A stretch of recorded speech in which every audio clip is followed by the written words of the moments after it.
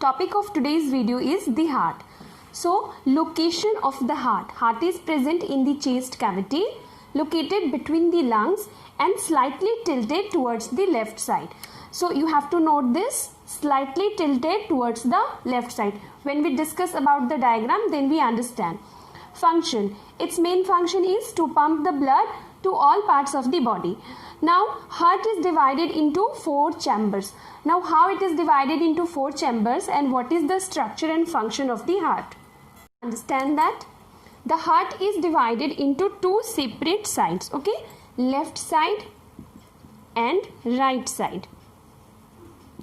This left side again further divided into 2 chambers. This is the upper chamber and lower chamber.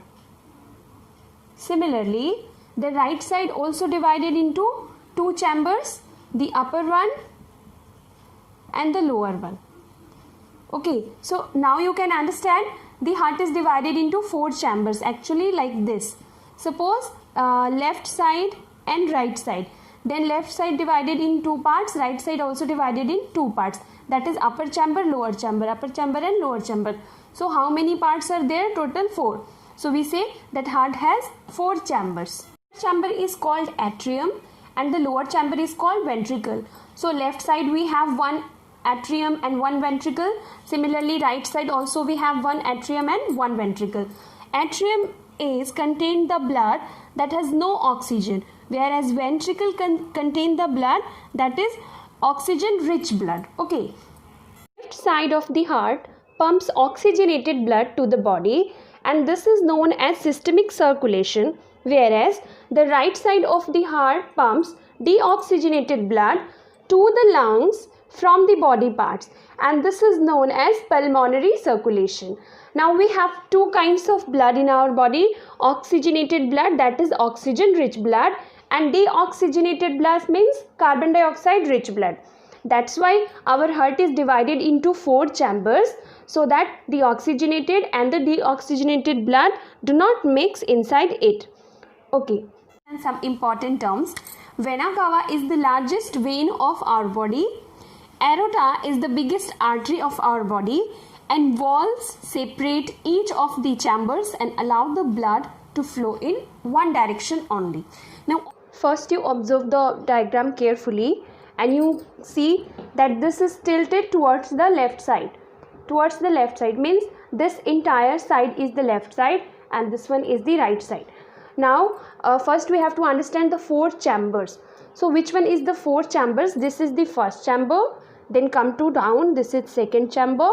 This is third and this is 4. This is the left side and this is the right side. Now, as we know, left side has 2. One upper chamber, one lower chamber. So, upper chamber is known as atrium. Lower chamber is ventricle. So, this one is known as left atrium. This one is your left ventricle. Similarly, at the right side, this is right atrium and right ventricle. This one is vena cava, okay, and this part is our aorta. Now, pulmonary artery, you see this part is known as our pulmonary artery. Now, what is the function? You see the diagram carefully and watch the arrows. What is the function of the blood flow?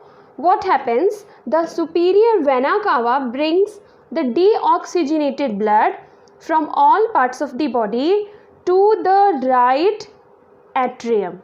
The right atrium pumps this blood into the right ventricle, which then pumps it into the pulmonary artery. Okay, and this artery takes the blood to the lungs.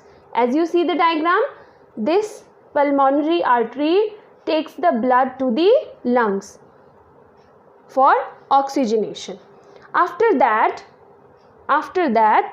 the oxygenated blood is received by the left atrium through the pulmonary veins. Now, these are the pulmonary veins, this one. Okay. So, through the pulmonary veins, now the oxygenated blood come into the left atrium and then it is pumped into the left ventricle and the left ventricle in turns pumps this blood into the aorta. Now through the aorta it supplies to the rest parts of the body. Students, if we revise just the representation of blood flow, so first it comes from the superior vena cava, then move right atrium, after then right ventricle, and then pulmonary artery. From pulmonary artery it go lungs, again from lungs pulmonary veins, through the pulmonary veins. Now it comes to the left atrium. After left atrium come to the left ventricle, then finally aorta, and from the aorta it moves to the rest parts of the body.